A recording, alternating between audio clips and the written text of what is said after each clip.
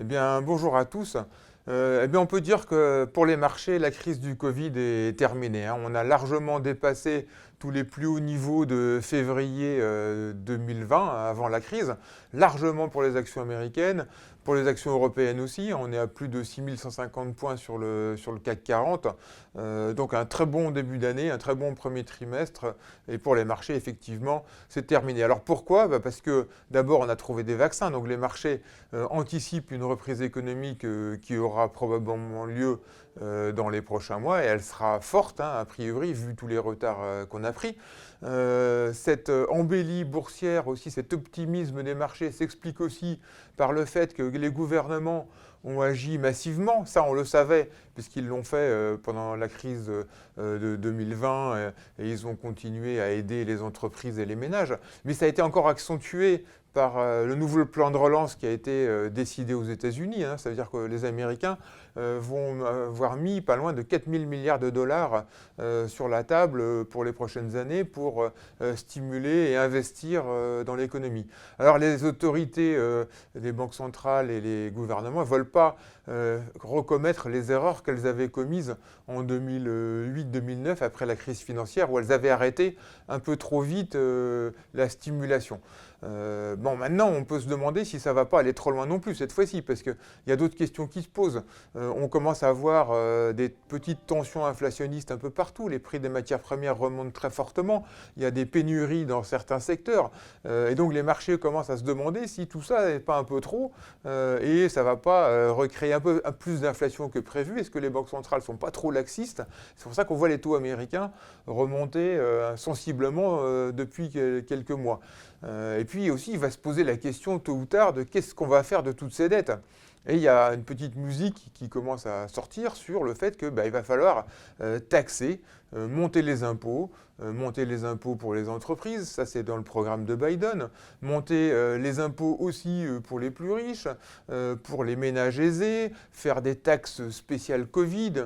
Bon, tout ça, ça fait que les marchés pourraient, dans les prochaines semaines, prochains mois, commencer à réaliser que tout ça n'est pas gratuit, que tôt ou tard, il va falloir passer à la caisse, comme on peut dire en quelque sorte. Et puis, dans un contexte aussi où il y aura davantage de régulation, hein, on va essayer de faire en sorte que la mondialisation se réduise pour des raisons écologiques, pour des raisons aussi de maintenir l'activité localement, etc. Donc en fait, aujourd'hui, il y a vraiment deux lectures pour l'avenir. Une lecture plus négative, c'est justement avec cette hausse des régulations, des taux d'imposition, est-ce que la croissance ne va pas être un peu affectée par le fait que les entreprises et les ménages vont avoir un peu peur et vont réduire leur consommation et leurs investissements. Puis la vision optimiste, c'est de se dire, tous ces investissements, tout cet argent mis sur la table va permettre d'augmenter la croissance potentielle des pays.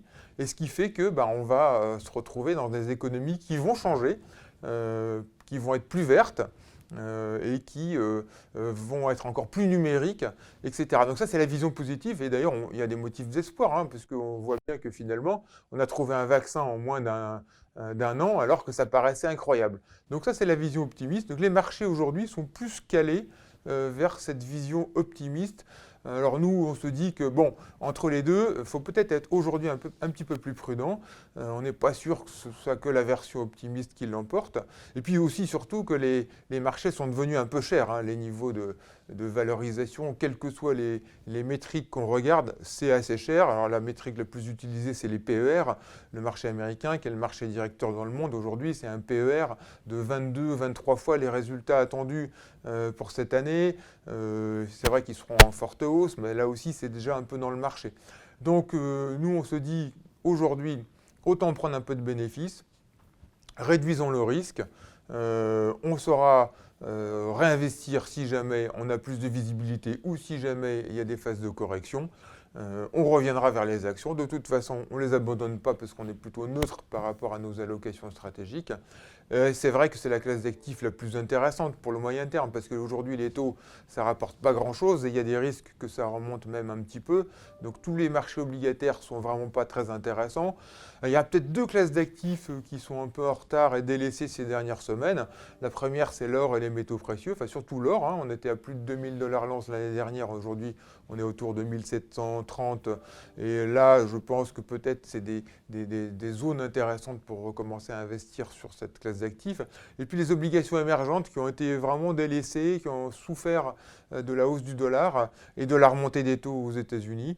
Et là aussi, c'est une classe d'actifs qui, sur le moyen terme, peut être assez intéressante.